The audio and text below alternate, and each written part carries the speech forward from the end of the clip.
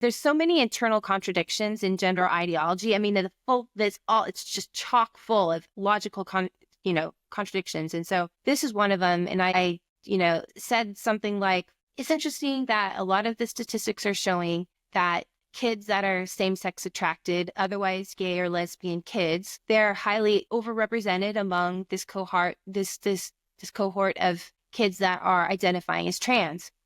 And I brought up, I had heard a podcast from, now I can't even remember, a gay man who was very active in the original protests for advocating for gay rights, back in the Stonewall days, right? I had heard him talking about his distress that a lot of gay kids were now being shunted into transition, which is essentially true conversion therapy, absolutely true conversion therapy. Anyway, so I brought up this concern that, some people in the gay rights community are concerned that kids that are struggling with internalized homophobia are dealing with this distress by identifying as trans. And if they had, any comments or thoughts about that, is there a role? I think my question was something like, is there a role as a therapist working with the young person to help them explore if some of their distress might be related to being gay or being lesbian? And if so, how does that work with this affirmation only model of gender affirming care?